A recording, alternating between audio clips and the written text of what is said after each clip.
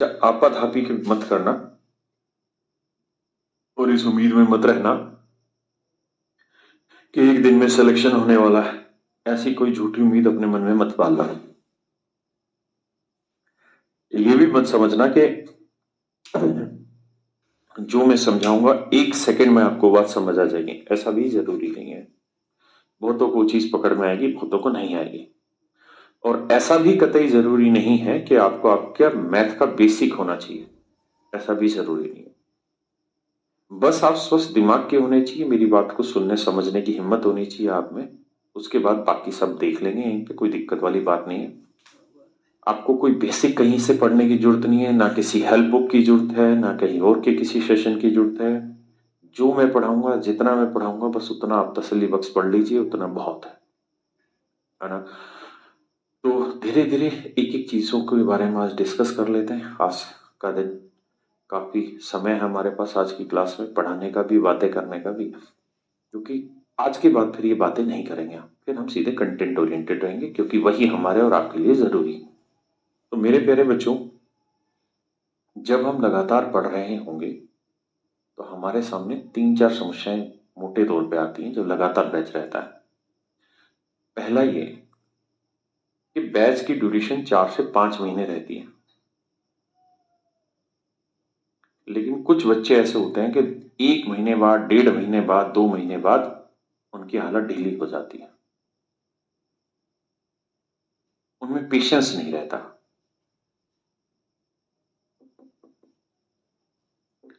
हिंदी में बोले तो संयम नहीं रहता। जैसे मैंने कोई टॉपिक स्टार्ट कराया, लेट से मैंने ज्योमेट्री स्टार्ट किया आपकी, तो ज्योमेट्री लगभग लगभग 1 महीना 10 दिन चलता है। 1 महीना 10 दिन चलता है ज्योमेट्री, क्योंकि बहुत डिटेल में पढ़ाना होता है, बहुत सारे कॉन्सेप्ट होता है।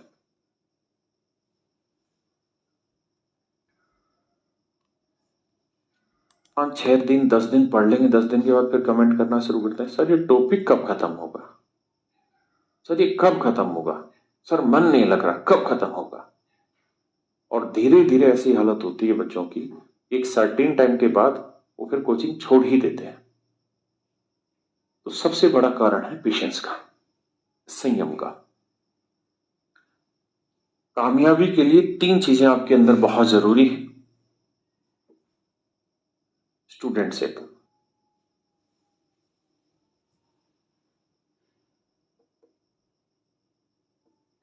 डिसिप्लिन और पेशेंस। ये 3 चीजें बहुत जरूरी हैं। आपके अंदर का छात्र आपके अंदर होना चाहिए, तभी आप पढ़ पाएंगे।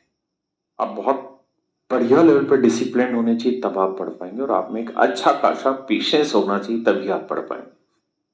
क्योंकि जब आप अपनी तैयारी स्टार्ट कर रहे हैं, आप में से बहुत सारे ऐसे बच्चे होंगे जो पिछले काफी समय से तैयारी कर रहे हैं, और आप में से बहुत सारे ऐसे भी बच्चे होंगे, 90% बच्चे ऐसे भी होंगे जो पहली बार ये तैयारी कर रहे हैं। तो मेरे प्यारे बच्चों, आज के टाइम में जिस लेवल पे कंपटीशन चल रहा है, जितनी बड़ी मात्रा में छात्र आज के समय में तैयारी कर रहे हैं, उतना टफ कंपटीशन कभी भी नहीं था। और शायद आने वाले समय में ये कंपटीशन और बढ़ेगा, और शायद ज्यादा तेज गति से बढ़ेगा। तो मेरे प्यारे बच्चों, 4 महीने, 5 महीने, 6 महीने, 8 महीने में भी कई बार होता सिलेक्शन नहीं हो पाता बच्चे का। मैंने ऐसे ऐसे बच्चे देखे हैं जो 2 साल 3 साल लगातार मेहनत करते हैं, 3-4 साल के बाद उनका सिलेक्शन होता है। लगातार 3-4 साल तक फेल्योर लेते रहते हैं जीवन में, विफल होते रहते हैं। ये भी टेस्ट दिया इसमें फेल, ये भी एग्जाम दिया इसमें फेल, ये भी फेल, ये भी फेल, ये भी फेल। और 3-4-5 साल के बाद जाके उनका सिलेक्शन होता है। तो मेरे भाइयों, इस बात से अर्थ आप ये निकालिए कि आपको अपनी मेहनत को कंटिन्यू करना होगा। देखिए, तैयारी अब ऐसी चीज नहीं है कि आप 2-3 महीने सीरियसली तैयारी करें और फिर छोड़ के चले जाएं, या फिर उतनी सीरियसनेस से आप काम ना करें, या थोड़े टाइम के बाद आपके मन में ऐसा है कि सर कुछ और साइड बाई साइड अपनी नौकरी पकड़ लेते हैं, कोई काम धंधा शुरू कर लेते हैं, कोई और विकल्प देख लेते हैं। तैयारी ये चीज है ही नहीं। तैयारी 99% डेडिकेशन नहीं मांगती, तैयारी 100% डेडिकेशन मांगती है आपसे, और आपको डेडिकेशन देना होगा। मुझे जहां तक लगता है कि अगर बच्चा 6 से 8 महीने पूरी तरह डेडिकेट होके, पूरी डेडिकेशन के साथ तैयारी कर ले, तो मुझे ऐसा लगता है कि उसकी सफलता सुनिश्चित हो सकती है। अगर वो 6 से 8 महीने तसल्ली बख्श तैयारी कर ले, किसी तरीके की कोई छुट्टी ना करे, कुछ ना करे। मैं एक इंटरव्यू सुन रहा था, एक फिल्म स्टार है जॉन अब्राहम, उसका इंटरव्यू सुन रहा था। उसको छोड़ो, जॉन अब्राहम तो चलो बुद्धू सिंह है। मैं लता मंगेशकर का एक बार इंटरव्यू सुन रहा था और आशा भोसले भी जीवित थी उस इंटरव्यू में। तो उन्होंने कहा कि मैंने करीबन 28 या 30 साल से आज तक आइसक्रीम नहीं खाई। मैंने ऐसा सुना था कहीं कि मैंने 28 से 30 साल, मतलब जिस समय मैंने सुना उस समय उनको इतना करियर हो गया था सिंगिंग का, तो मैंने 30 साल तक आइसक्रीम नहीं खाई। पूछा क्यों नहीं खाई? क्योंकि गला, मैं नहीं चाहती कि मेरा गला किसी भी रूप से खराब हो। तो मैंने इतना सब डिसिप्लिन फॉलो किया कि मैं उस प्रॉब्लम को बहुत दूर छोड़ रही थी। तो मेरे प्यारे बच्चों, तैयारी भी यही चीज है। अगर आप डिसिप्लिन हैं, अगर आप डेडिकेटेड हैं, तो 99% की कोई गुंजाइश नहीं है। आपको 100% होना पड़ेगा। अगर आप उस 100% कर पाते हैं तब बहुत अच्छा, और अगर आप उस 100% पे नहीं कर पाते हैं तो फिर वो फायदा नहीं हो पाता उतना अच्छा। हाँ, है ना? अगर आप डेडिकेटेड है कि मुझे सिलेक्शन चाहिए, तो आज अपनी कॉपी पे, जहां आप पढ़ रहे हैं बैठ के, उस कॉपी पे अपनी दीवार पे लिख लीजिए आज से 8 महीने बाद की तारीख, और ये मेंशन कर दीजिए कि मेरे लिए ये 8 महीने पूरे डेडिकेटेड हैं। इस 8 महीने में ना मैं कोई फालतू समय खराब करूंगा, ना मैं किसी शादी ब्याह में फालतू समय खराब करूंगा। जो बहुत जरूरी है मैं वहां जाऊंगा, जो बहुत जरूरी समय मुझे देना है वहां उतना मैं समय दूंगा, ताकि मेरा सामाजिक जीवन भी ठीक ठाक बीते। ऐसा ना हो कि मैं पढ़ाई के चक्कर में इतना दीवाना हो जाऊं कि मैंने सब कुछ बर्बाद कर दिया। अपना सामाजिक ताना बाना जो है वो भी खराब मत करिए, लेकिन अधिकतम से अधिकतम जो समय आप दे सकते हैं अपनी स्टडी को 8 महीने दीजिए। तो मेरे प्यारे बच्चों, पेशेंस की बड़ी जरूरत होगी, इसके बिना काम नहीं चलेगा। और ये पेशेंस थोड़े ही दिन में जवाब देने लगता है ना? और ये हर एक में अलग अलग लेवल रहता है और हर एक को इंक्रीज करना होता है। मैंने आज तक अपने जीवन में, आज मेरी उम्र 40 साल है, मैंने लगभग कुछ नहीं तो 30 से 35 बार मतलब जिम ज्वाइन किया है। और 10 दिन, 15 दिन, 20 दिन मैंने बड़ी मेहनत से जिम किया और बड़ी एक्सरसाइज की, और 15 दिन पूरा जुनून, मेरा पूरा शरीर।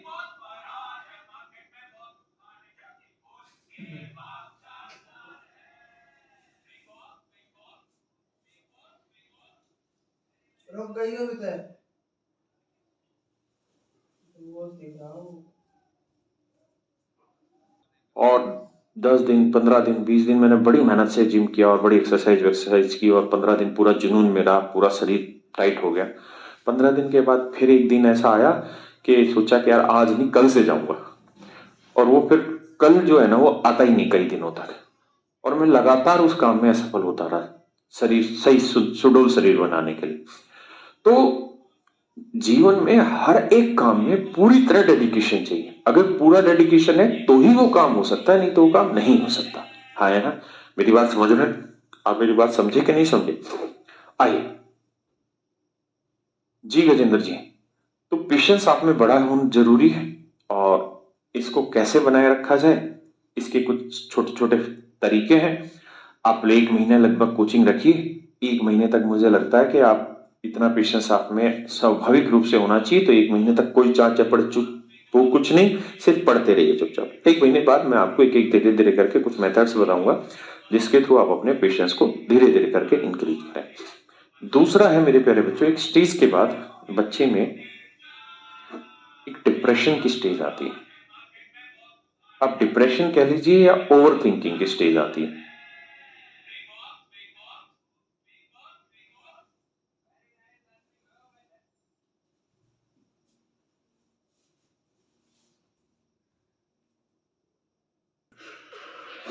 एक डिप्रेशन की स्टेज आती है। आप डिप्रेशन कह लीजिए या ओवर थिंकिंग की स्टेज आती है। देखिए, आज हम बात कर रहे हैं क्योंकि पहली क्लास है। कल से हम बात नहीं करेंगे, हम सीधा सीधा पढ़ेंगे। जी पीयूसी आप सीआरपीएफ में काम कर रहे हैं, मेरे लिए तो ये कतई संभव नहीं था। जी जी बिल्कुल, ऑनलाइन की वजह से आप पढ़ पा रहे हैं, बहुत धन्यवाद आपका कि आप पढ़ने की कोशिश कर रहे हैं। तो ओवर थिंकिंग होनी स्टार्ट होती है, और ये प्रोसेस लगभग 3-4 महीने की तैयारी के बाद होता है। जब बच्चे को लगता है कि यार हाथ में कुछ आ नहीं रहा है, जो हम मॉक टेस्ट वगैरह दे रहे हैं या जो हम प्रैक्टिस कर रहे हैं उसमें उतना अच्छा कॉन्फिडेंस बिल्डअप होता नहीं है, वो फिर उस समय बड़ा परेशान होता है। तो मेरे बच्चों, इसका बचाव का क्या उपाय है, इस पे भी हम चर्चा करने वाले हैं। पहला उपाय मैं बताता हूं। जितने भी एग्जाम हैं, जितने भी एग्जाम के फॉर्म निकलते हैं, चाहे वो चपड़ासी हो और चाहे वो आपका सीजीएल हो या और आपकी जो मनपसंद पोस्ट है जहां आप सक्षम उस पोस्ट को भरने के लिए, उन सारे पोस्टों के एग्जाम को फिल करिए। मतलब हर एक एग्जाम को आप ट्राई करिए। एग्जाम के पेपर, मतलब जो भी उसको नौकरी की तैयारी है वो आप कर ही रहे हैं यहाँ पर, और उसके बाद उस एग्जाम को जरूर देना चाहिए। क्योंकि धीरे धीरे ये जो इतने सारे एग्जाम आप देंगे, यहां से एक तो आप एक अच्छा खासा एक्सपीरियंस गेन करेंगे कि उस प्रेशर को कैसे डील किया जाए जो एग्जाम सेंटर पे आता है। दूसरा ये आता है कि ये कतई संभव नहीं है कि आप पहला एग्जाम दें और उसी में सफल हो जाएं।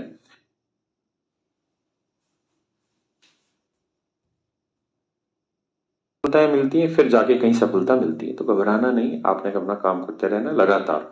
ये जो छोटे छोटे एग्जाम आप देते रहेंगे, जैसे आपने एक एमटीएस का एग्जाम दिया और एमटीएस के एग्जाम में आपका सिलेक्शन हो गया, या और कोई एग्जाम दे दिया और उसमें आपका सिलेक्शन हो गया, तो वो आपकी एनर्जी को बूस्ट करेगा, आपके माइंड मेकअप को तैयार करेगा, आपके अंदर से जो मोराल है उसको बिल्डअप कर देगा दोबारा से तैयारी करने के लिए।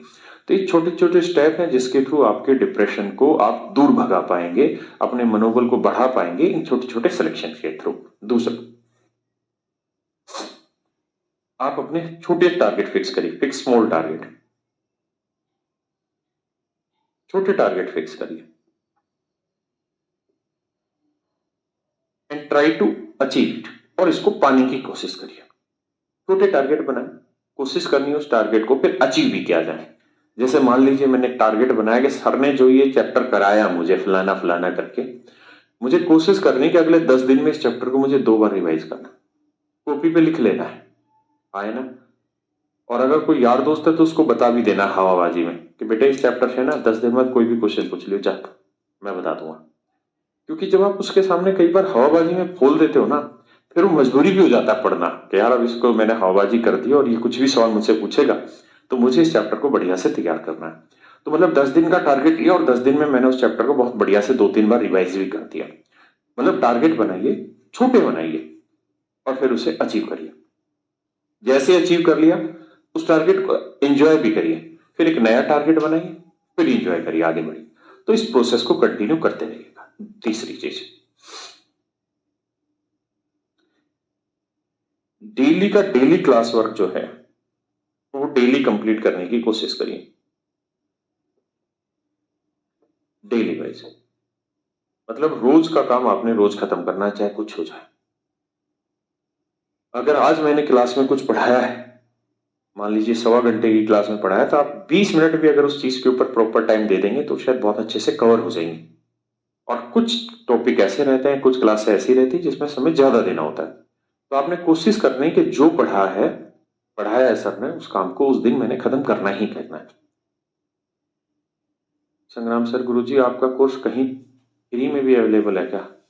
नहीं भाई, हम तो कहीं फ्री में अवेलेबल कराते नहीं है संग्राम भाई, सरगम भाई, सरगम भाई, है ना। और कुछ लोग अगर चोरी छिपे ऐसा काम करते भी हैं, तो हम तो ऐसे लोगों की सपोर्ट करते नहीं है, और उम्मीद आप भी ना करें, क्योंकि बहुत ज़्यादा फीस हमारे बैचों की है नहीं, बहुत नॉमिनल सी फीस रखते हैं।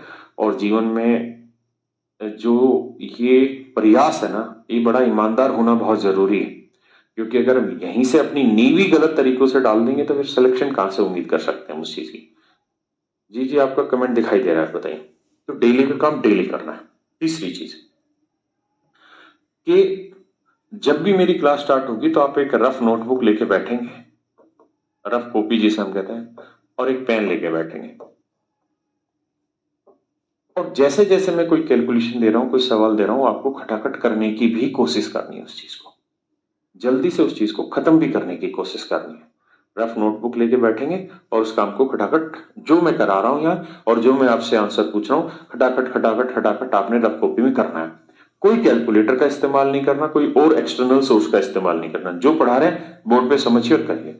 ऐसा क्यों कह रहा हूं? ऐसा इसलिए कह रहा हूं कि आपको, क्योंकि आपको जो एग्जाम देना है ना, एग्जाम देना आपने ऑनलाइन, और ऑनलाइन में क्वेश्चन लिखाना आपके कहाँ बोर्ड के ऊपर, सॉरी स्क्रीन के ऊपर। तो आदत अभी से डालिए, स्क्रीन पे क्वेश्चन देखा और करने की कोशिश करनी है ना। मैं हर एक सवाल में आपको 30-40 सेकंड का समय देता हूं ताकि आप उस चीज को कर पाए। दूसरी चीज, डेली का काम डेली आपने करना है। क्लास में पार्टिसिपेशन बढ़ाइए, आप जितना संभव उसके पार्टिसिपेशन बढ़ाइए, मतलब जितना ज्यादा हो सके क्लास को पार्टिसिपेट करिए।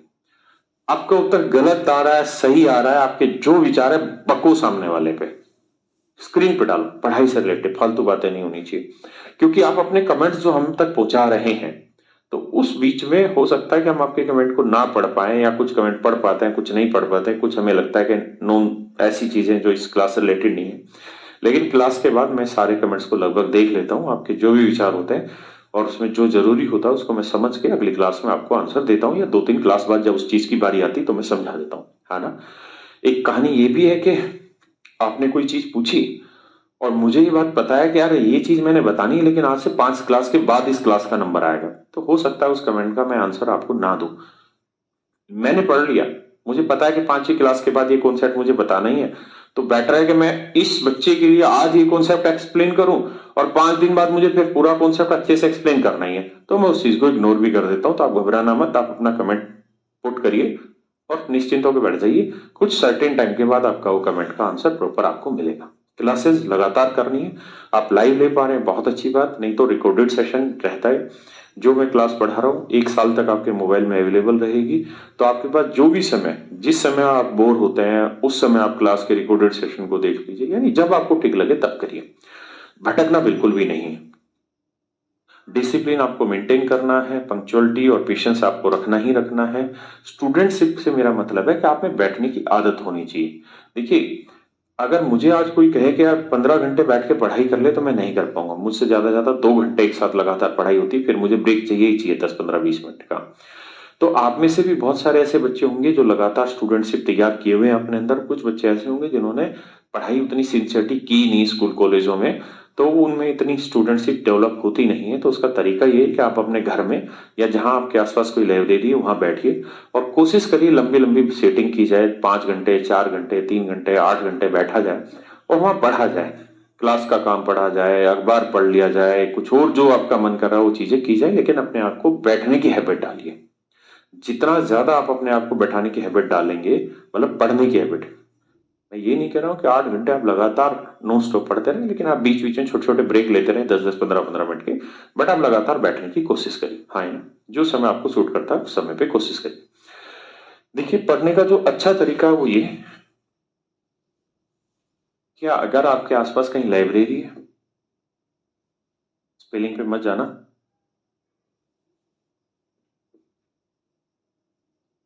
लाइब्रेरी जो है तो मेरे भाई वो ज्वाइन कर लीजिए। मेरी इंग्लिश बेहद कमजोर है, लेकिन मैं टर्मिनोलॉजी इंग्लिश में यूज कर लूंगा और इंग्लिश बोल भी लूंगा। तो लाइब्रेरी आप यूज करिए अगर आसपास नजदीक है तो, जहां आप जा सकते हैं, क्योंकि लाइब्रेरी आपके पढ़ने के माहौल को बहुत अच्छे से सेट कर सकता है और वो बड़ा जरूरी है ना। और ऑनलाइन जैसे मोड में अगर लाइब्रेरी मिल जाए तो सोने पे सुहागा है।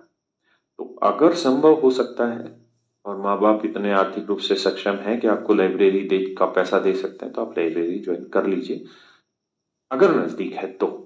नहीं तो आप अपने जिस भी रूम में बैठते हैं कोशिश करिए वो रूम इस तरीके से रहे कि आपका डिस्टरबेंस कम से कम हो बाहर की चीजों से। हाँ है ना। तो ज्यादा से ज्यादा रूम में बैठने की हैबिट डालिए। अगर संभव हो सके तो लाइब्रेरी ज्वाइन करिएगा, है ना, संभव हो पाए तो। नहीं तो कोई जबरदस्ती नहीं, आप रूम में बैठ के भी पढ़ सकते हैं। तो मेरे प्यारे बच्चों, आज हम करने जा रहे हैं कैलकुलेशन को स्टार्ट। और कैलकुलेशन में भी बड़े सारी चीजें हैं। आपको मल्टीप्लिकेशन सीखना है, आपको क्यूब सीखना है, क्यूब रूट सीखना है, स्क्वायर सीखना है, स्क्वायर रूट सीखना है, डिजिटल सम सीखना है, बहुत सारी चीजें सीखनी है। और मैंने बहुत सारी चीजें सिखानी भी है आपको। लेकिन वो सारी चीजें सीखने के लिए आपको लगातार काम करते रहना होगा उस चीज के लिए, है ना। अब बात करते हैं आगे।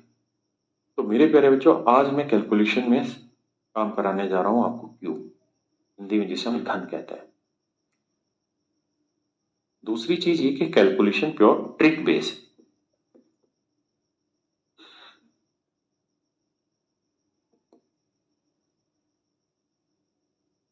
For every calculation there are tricks, और वहां पे ट्रिक बहुत ज्यादा है, कैलकुलेशन में ट्रिक बहुत ज्यादा है, और कैलकुलेशन में इतनी ज्यादा ट्रिक है कि आपको याद करने में बड़ी दिक्कत होगी। तो उसको याद कैसे किया जाए? तो उसका आसान तरीका है कि उसको यूज करना शुरू करिए, यानी जो ट्रिक मैं सिखा रहा हूं उसको यूज करना स्टार्ट करिए। कैलकुलेशन को जितना यूज करेंगे उतना सीखेंगे, जितना यूज करेंगे उतना सीखेंगे।